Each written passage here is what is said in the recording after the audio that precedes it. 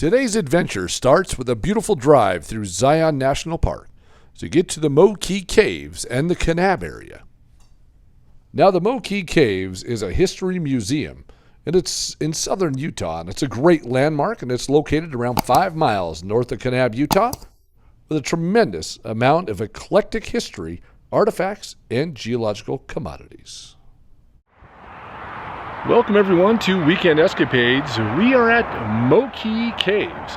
We've been here before, but it was closed, and we promised we would come back, and we have. We're going to take a look inside and see where some of the Old West actors hung out here in the Kanab area because of the heat, and there was no place to get a cold beverage. And this would be that location. So come along and join the adventure as we're now hiking on one of the trails right around that location. And if you're wondering about this hat, you can check it out on our store below, and it helps support our channel.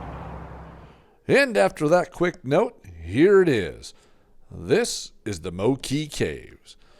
Now outside in front, they've got a tremendous amount of rock work that looks like ancient Indian dwellings, which is really nice. And you can go inside this one here and check it out and see things that, well, I guess how they used to be back in the day when the Indians built around here.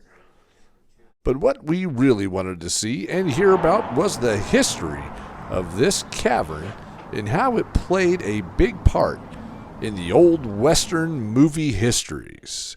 And this right here was one of the actors, Lex Barker. And Lex Barker played Tarzan in 1953. In the 60s, he starred in Apache Gold and The Last of the Renegades. Now, Lex had quite the movie history right here around the Kanab area with these old westerns. Sandstone cave. This cave goes in another 200 feet. Inside we have a collection of dinosaur tracks, Native American artifacts, fossils, and fluorescent minerals. Now, as you may have heard there from the tour guide, this cavern goes in about 200 feet. But it seemed a lot bigger to me. It also goes off to the right. But right through that teepee in the background is where the dance hall used to be. And we're going to head on into the bar. We're actually John Wayne and a few other Western actors used to sit down on these exact bar stools and enjoy a refreshing alcoholic beverage, as it was one of the only locations they could get it.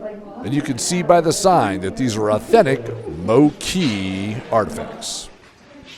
So these are actually artifacts that were found in the area that are over 1,200 years old. Now, I am fascinated by this piece here, and a lot of these pots, because they actually looked like snakeskin. To think that these are 1,200 years old, they must have been amazing craftsmen to make them last that long, because I don't have anything that would last that long made out of pottery. And here's the Duke, looking good, made out of wood. Now, the Duke did make movies in this area, and also Gunsmoke, and The Lone Ranger, and quite a few others, including, I believe, the outlaw Josie Wales were filmed in this area. And this bar right here is the same exact bar and those stools where those actors would have sat and enjoyed a refreshing beverage. The desert gets hot, and they were looking to cool off in this amazing cave, and that's why it became popular. Now, the only reason that they closed this area down is because it became basically a saloon, and they got tired of the late night bar fights. And so they closed it down for a period of time, and then it reopened, and they made this amazing museum because it had a tremendous amount of history. Not only 1,200-year-old Native American history, but more modern-day history with all these westerns that were filmed here with famous Old West actors. Now we're going to head on back here. When you head through this teepee, this little facade here, you're going to find this giant cave. And this was the dance hall that was here. So the bar was original where John Wayne had sat. And the reason this was all brought about is because there was a complaint when they were making movies here that it was too hot and there was no place to get a drink because it was Utah. And there really wasn't much alcohol. So they were able to get a cold beer in that bar and have a dance hall. The reason this was shut down years later is because they got tired of the late nights and bar fights that would happen right here in this dance hall and saloon. Now, the way they have this lit up is pretty fascinating. A lot of black light, and there's a lot of awareness to Native American history. As in the sand caves we've seen before, and there's a tremendous amount of carvings and names. Many of these are much older because this has been preserved as a museum. So names from years ago and then some added artwork. And now turned into a museum, you can see everything's under light.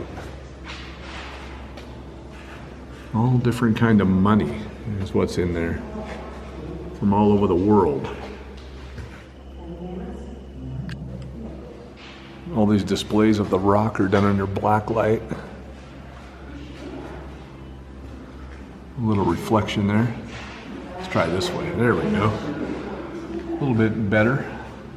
You can see all the vases and artwork. Blacklight really makes it pop inside all these rocks. Thunder egg style rocks. It says what area they're from.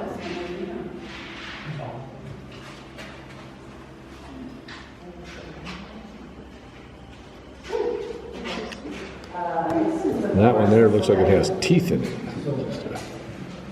Opened up like a giant clam, but it looks like it's got like teeth. Well, here's a little visual of how large this cave is, just kind of looking back in towards it. And then we're going to head on out of the teepee.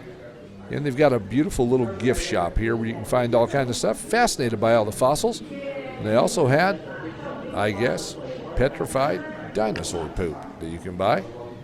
And that's pretty old. A little bit shocked. Never seen dinosaur poop for sale. So nice little gift shop, and we're going to head on out and find some interesting things outside this cave with some old cars we found buried in the sand. But before we do that, look at these old Winchesters that were found in the Kanab area. To look at these things, they are so old. Fascinated by these old weapons they found.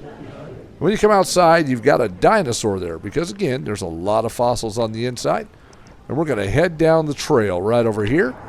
But before that, take a look at this sheep they had made here. Of course, it's not real, but they did a pretty good job, I think. Great place to stop. All right, enough about that. Let's find these cars.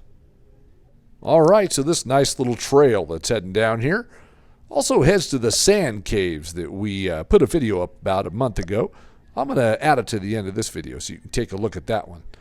Now, these cars were buried in this ravine, and one of them that's coming up is a Chrysler. I don't know what that one was, but this one right over here is a Chrysler. As I looked at it on the fender there sticking out upside down to you. Now there were 3 cars total exposed.